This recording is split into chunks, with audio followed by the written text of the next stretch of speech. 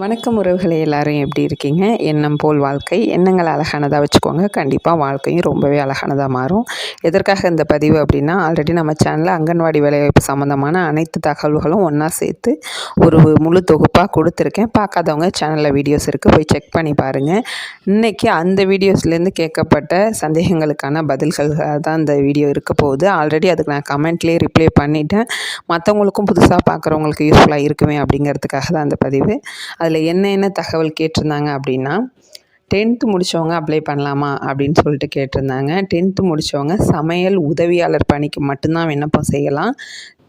Anganwadi teacher, அதாவது அங்கன்வாடி பணியாளருக்கு நீங்கள் அப்ளை பண்ண முடியாது. சமையலர் போஸ்டிங்க்கு வேணால் நீங்கள் இருக்கிற ஏரியாவில் வேக்கன்சி இருந்து, ஏன்னா சில ஏரியாஸ்லலாம் வந்து இப்போதைக்கு டீச்சர் வேலைக்கு மட்டும்தான் கால்ஃபர் பண்ணியிருக்காங்க.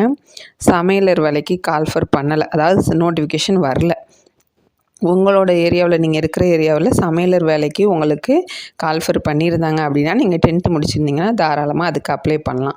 ஆனால் பால்வாடி டீச்சர், அங்கன்வாடி டீச்சருக்கு வந்து பார்த்திங்கன்னா, நீங்கள் கம்பல்சரி 12th முடிச்சிருந்தா மட்டும்தான் அப்ளை பண்ணலாம். அப்புறம் இன்னொரு சந்தேகம் என்ன அப்படின்னா, டிகிரி முடிச்சிருந்தா அப்ளை பண்ணலாமா அப்படின்னு சொல்லி கேட்டிருந்தீங்க. தாராளமாக அப்ளை பண்ணலாம். நீங்கள் +2 முடிச்சிருந்தாவே அங்கன்வாடி டீச்சருக்கு நீங்கள் அப்ளை பண்ணலாம். +2க்கு மேலே படிச்சிருந்தாலும் நீங்கள் அங்கன்வாடி டீச்சருக்கு ட்ரை பண்ணலாம்.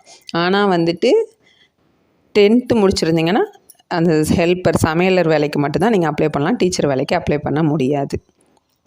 அடுத்து வந்து ஒருத்தவங்க எத்தனை இடத்துக்கு அப்ளை பண்ணலாம் அப்படின்னு கேட்டிருந்தீங்க. நான் ஏற்கனவே அந்த வீடியோவிலேயே சொல்லியிருந்தேன். ஒருத்தவங்க ஒரு இடத்துக்கு மட்டும்தான் அப்ளை பண்ண முடியும். அதுவும் உங்களோட ஊராட்சிக்கு, நீங்கள் அதே ஊராட்சியை சேர்ந்தவங்களாக இருக்கணும். அப்படி இல்லைன்னா உங்கள் ஊராட்சியை சேர்ந்த பக்கத்து ஊராட்சியாக இருக்கணும். இல்லைனா அந்த வார்டுக்கு உட்பட்டதாக இருக்கணும். இல்லை அந்த எல்லைக்கு உட்பட்டதாக இருக்கணும். ஆக மொத்தத்தில் நீங்கள் ஒரு போஸ்டிங்க்கு ஒரு இடத்துக்கு மட்டும்தான் அப்ளை பண்ணலாம்.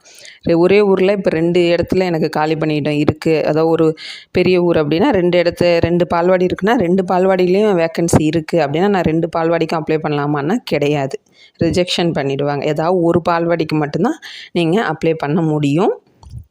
அதுவுமே நீங்கள் அப்ளை பண்ணும்போது உங்களுக்கு எங்கே போட்டிகள் இந்த இடத்துக்கு அப்ளை பண்ணால் நமக்கு கிடைக்கும் அப்படின்னு சொல்லிட்டு நமக்காக ஒரு தெரியும் இல்லையா? ஸோ அதை பார்த்துட்டு காம்படிஷன் எங்கே லோவாக இருக்கோ அந்த இடத்துக்கு அப்ளை பண்ணிங்கன்னா உங்களுக்கு கிடைக்கிறதுக்கான சான்சஸ் அதிகம்.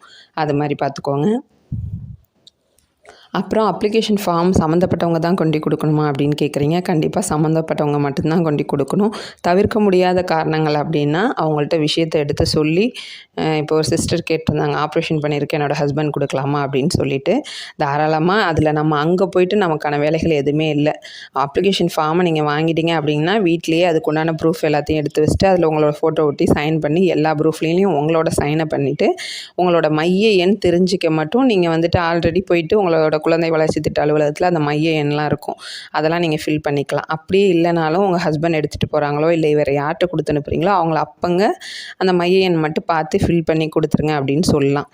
இது வந்து தவிர்க்க முடியாத காரணங்களுக்கு கண்டிப்பாக அவங்களால போக முடியாது. இப்போ ஆப்ரேஷன் பண்ணியிருக்காங்கன்னா கண்டிப்பாக ரெஸ்ட் தேவை, அவங்களால போக முடியாது. அப்படிங்கிற பட்சத்தில் அவங்கள்ட்ட போயிட்டு ரீசனை சொல்லி இதுதான் சார் விஷயம் அப்படின்னு சொல்லிவிட்டு சொன்னீங்கன்னா கண்டிப்பாக ஏற்றுப்பாங்கன்னா நானும் நினைக்கிறேன். ஏன்னா மனிதாபிமானங்கள் இன்னும் இருந்து கொண்டு தான் இருக்குது. ஆனால் ஒரு சில பேர்கிட்ட அதெல்லாம் இல்லை அப்படின்னா என்ன அப்படிங்கிற மாதிரி தான் இருக்காங்க ஒரு சில மனுஷங்களும். இதனால் நீங்கள் ரீசனை சொன்னீங்கன்னா கண்டிப்பாக ஏற்றுப்பாங்க. இல்லைங்கிற பட்சத்தில் உங்களால் போக முடியும்னா தாராளமாக நீங்கள் போய் தான் அப்ளை பண்ணணும். அதை வந்து ஏற்றுக்க மாட்டாங்க. உங்களோட ப்ரூஃப் எல்லாமே அதில் கேட்டிருக்க வகுப்பு சான்றிதழ், ஆதார் அட்டை, ரேஷன் கார்டு, ஓட்டர் ஐடி, உங்களோட 10th மார்க் ஷீட்டு, டீச்சருக்கு அப்ளை பண்ணுறீங்க அப்படின்னா 12th mark sheet, TC plus நீங்கள் டிகிரி மென்ஷன் பண்ணியிருந்தால் டிகிரியோட சர்டிஃபிகேட்டு, எல்லாத்துலேயும் அந்த சர்டிஃபிகேட் ஜெராக்ஸில் உங்களோட சைன் இருக்கணும். கீழே முன்னாடி ஃபோட்டோ ஒட்டி அதில் உங்களோட சைன் இருக்கணும். உங்களோட மாவட்டம், வட்டம் எல்லாமே ஃபில் பண்ணி அந்த மைய எண் மட்டும் நீங்கள் அங்கே போயிட்டு தான் பார்த்து எழுதுகிற மாதிரி இருக்கும். நீங்கள் எந்த ஊருக்கு அப்ளை பண்ணுறீங்களோ அதுக்கான மைய எண் கொடுத்துருப்பாங்க. அது உங்கள் கேட்டகரிக்கு வருமா, அது பொது போட்டியா, இல்லை ஆதி திராவிடரா, இல்லை பிற்படுத்தப்பட்டவங்களா, மிகவும் பிற்படுத்தப்பட்டவங்களா, இல்லை முஸ்லீம் தவிர இப்படி நிறைய இருக்குது, முஸ்லீம்களுக்கா அப்படிங்கிறத பார்த்துக்கிட்டு அந்த இடத்துக்கு உங்களால் அப்ளை பண்ண முடியும் அப்படின்னா அதுக்கேற்ற மாதிரி மைய எண் என்னவோ அதை நீங்கள் அந்த இடத்துல மென்ஷன் பண்ணணும். அதுக்கு மட்டும் நீங்கள் அந்த சென்டருக்கு தான் போய் ஆகணும். அதுதான் அந்த போக முடியாதவங்க அதையுமே அங்கே போயிட்டு அவங்கள ஃபில் பண்ணி கொடுக்க சொல்லி அவங்கள்ட்ட கொடுத்தாங்கன்னா அவங்க பார்த்துட்டு வெரிஃபை பண்ணிவிட்டு ஒப்புகை சீட்டில் சீல் குத்தி நம்மக்கிட்ட கொடுத்துட்றாங்க. இல்லை போக முடியும்னா கட்டாயம் அவங்க மற்றவங்க கொடுக்குறத ஏற்றுக்க மாட்டாங்க. சம்மந்தப்பட்டவங்க தான் நேரில் போயிட்டு அவங்க வெரிஃபை பண்ணுறாங்க. இவங்க தானா, இவங்க தான் கொடுத்துருக்காங்களா, இவங்க எழுதியிருக்க ப்ரூஃப்லாம் கரெக்டாக என்னென்னு எல்லாத்தையுமே செக் பண்ணுறாங்க. இது வந்து ஒரு சிஸ்டர் ஆப்ரேஷன் பண்ணியிருக்கு போக முடியாதுன்னு கேட்டதால் இதுவுமே வந்து 100% பண்ணுவாங்களா அப்படிங்கிறது தெரில. இப்போ முடியாமல் இருக்கிற சூழலில் ஏற்றுக்க தானே செய்யணும். ஸோ அந்த மனிதாபிமானத்தில் செஞ்சு ஏற்றுப்பாங்க அப்படிங்கிற நம்பிக்கையில் நான் சொல்கிறேன். எனக்கு அதுக்கான மற்றவங்க யாரும் அப்படி போய் கொடுத்து அதுக்கான அனுபவங்களும் எனக்கு தெரிஞ்ச வரையும் இல்லை. ஆனால் இப்படி விஷயங்களை சொன்னால் கண்டிப்பாக ஏற்றுப்பாங்க அப்படின்னு ஒரு நம்பிக்கை இருக்குது. அதனால தான் சிஸ்டர் சொல்கிறேன். அப்படி இருந்ததுன்னா கண்டிப்பாக நீங்கள் அவங்கள்ட்ட சொல்லி போயிட்டு வாங்க. இல்லை அவங்கள போக சொல்லுங்கள். அப்படி இல்லை உங்களால் போக முடியும்னாலும் ட்ரை பண்ணி கொஞ்சம் முன்கூட்டியே போய் இது மாதிரி என்னால் நிற்க முடியாது, எனக்கு ஹெல்த் இஷ்யூஸாக இருக்குது, ஃபஸ்ட்டு கொஞ்சம் வாங்கிக்கிங்க அப்படின்னா வாங்கிப்பாங்க.